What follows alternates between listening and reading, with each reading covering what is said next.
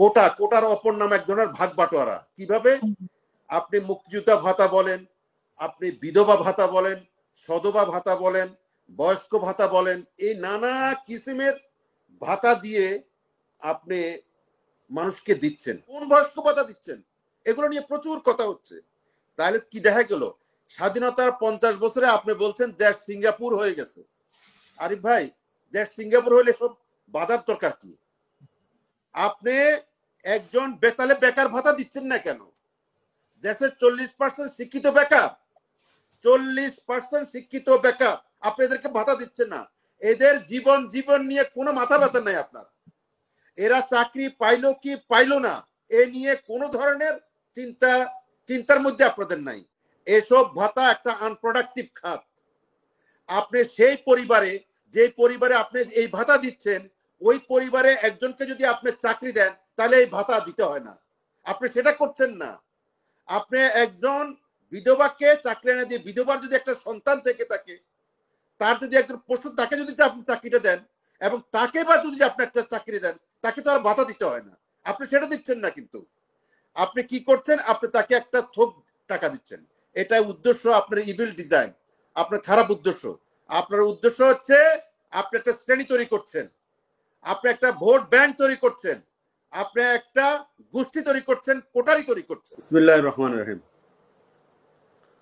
দেখুন, ছাত্র সমাজের যে আন্দোলন, এটা আমরা আমাদের জাতি মনে করে যে ছাত্র সমাজটা হচ্ছে অগ্রবর্তী চিন্তার পথিকৃৎ। এই ধরনের একটা শব্দ আমরা শুনি বুদ্ধিজীবীদের কাছ থেকে। ছাত্র সমাজরা আজকে যেটা দেখে, তারা অনেক দূরে দেখে। এটা আমরা প্রমাণ পাইছি 62-তে, 69-এ, আমাদের ইতিহাসের বিভিন্ন বাঁকে বাঁকে।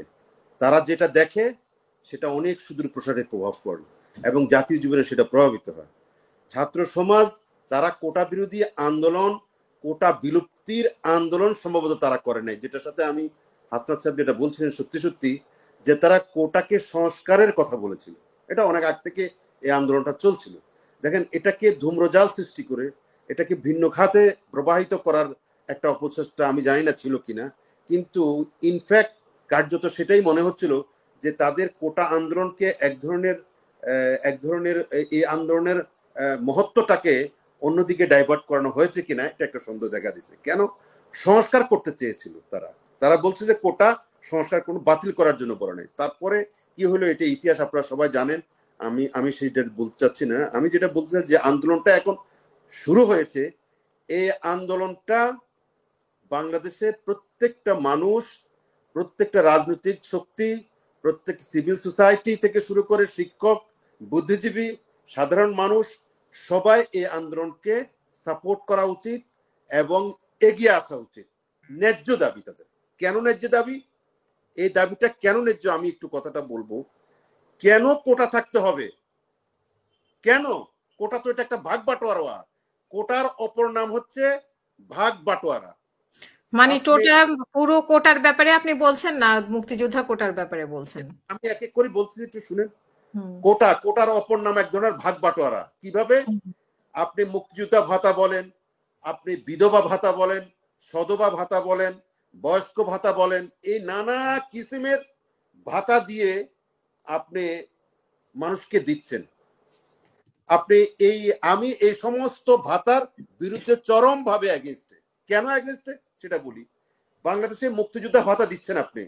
মুক্তিযোদ্ধা ভাতা এখন বাংলাদেশে যে দেখা যাচ্ছে যে প্রচুর সংখ্যক মানুষ মুক্তিযুদ্ধের সেজে ভাতা পাচ্ছে। এটা তো আপনার আমার কথা না, এটা পত্রপত্রিকা থেকে শুরু করে ব্যাপকভাবে আলোচিত এবং সমালোচিত। ভালো সুবিধা পাওয়া যায় সেই সুযোগটাই নিচ্ছে। আমি বলি, আপনি বিধবা ভাতা দিচ্ছেন, এগুলো নিয়ে প্রচুর কথা হচ্ছে। কোন বিধবাকে দিচ্ছেন? কোন সধবাকে দিচ্ছেন? ওই বিধবাকে দিচ্ছেন যেই বিধবা আপনার পছন্দ। এগুলো নিয়ে কথা হচ্ছে। আপনি বয়স্ক ভাতা দিচ্ছেন, কোন বয়স্ক ভাতা দিচ্ছেন? এগুলো নিয়ে প্রচুর কথা হচ্ছে। তাহলে কি দেখা গেল? স্বাধীনতার 50 বছরে আপনি বলছেন দেশ সিঙ্গাপুর হয়ে গেছে। আরিফ ভাই, দেশ সিঙ্গাপুর হইলে সব বাধার দরকার কি? আপনি একজন বেতালে বেকার ভাতা দিচ্ছেন না কেন? দেশের 40% শিক্ষিত বেকার, 40% শিক্ষিত বেকার, আপনি এদেরকে ভাতা দিচ্ছেন না। এদের জীবন নিয়ে কোনো মাথা ব্যথা নাই আপনার। এরা চাকরি পাইলো কি পাইলো না এ নিয়ে কোনো ধরনের চিন্তার মধ্যে আপনাদের নাই। কেন এদেরকে এই বেকারদের ভাতা দিচ্ছেন না?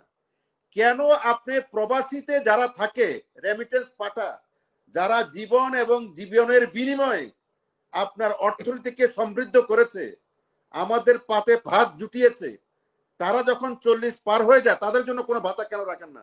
কোনো সুযোগ সুবিধা কেন রাখতে পারেন না আপনি? আপনি কোথায় বিধবা ভাতা, সধবা ভাতা, বয়স্ক ভাতা, এই ভাতা সেই ভাতা, নানা ভাতা দিয়ে কেউ মনে কষ্ট পাবেন না।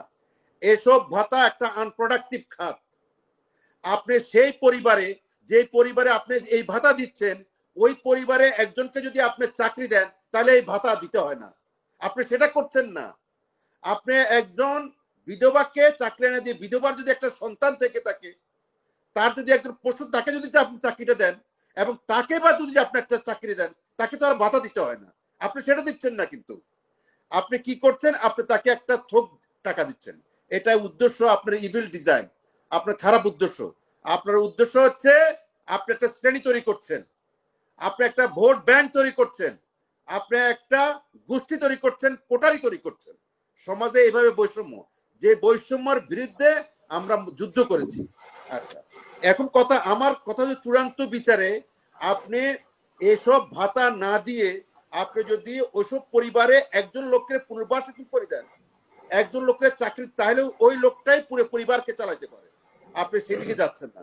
সেদিকে না যাওয়ার পলিসি কি আমি সেটা জানি না। আচ্ছা, এখন কথা হচ্ছে আপনি আমাদের যে জনগোষ্ঠী, আমাদের 18 গোষ্ঠী জনগোষ্ঠী, আমাদের শিক্ষিত জনগোষ্ঠী, এই শিক্ষিত জনগোষ্ঠীকে শিক্ষিত না করে, তাদেরকে চাকরির উপযোগী না করে, হিউম্যান রিসোর্সকে ডেভেলপমেন্ট না করে, জনসংখ্যাকে জনশক্তিতে রূপান্তরিত না করে, তাদেরকে শিক্ষিত না করে আপনি তাদেরকে কি করছেন? আপনি তাদেরকে কিছু কিছু লোকরে আপনার ভাতা দিচ্ছেন। এতে কেউ কি হচ্ছে?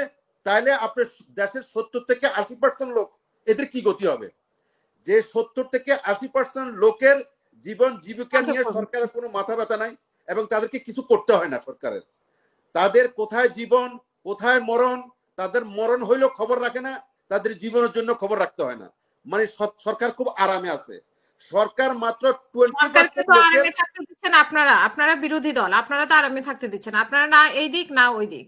এই যে আন্দোলন হচ্ছে সেই ব্যাপারেও তো আপনারা কিছু বলছেন না। দুইটা আন্দোলন এখন বলার সময় যে কথাটা আপনি বলছেন যে বিএনপি সহ বিরোধী দল, আমার মনে হয় সবাই এই আন্দোলনকে সাপোর্ট করছে। আমি মনে করি এটা সাপোর্ট না, বিএনপি তো আরো অনেক আগে এটা সাপোর্ট করা উচিত ছিল। কিন্তু অন্য কোন দেশ কি উচিত ছিল সেটা একটু শুনে। আমাদেরও উচিত ছিল এই আন্দোলনকে সাপোর্ট করা এবং এখন এই আন্দোলনে ঝাঁপিয়ে পড়া।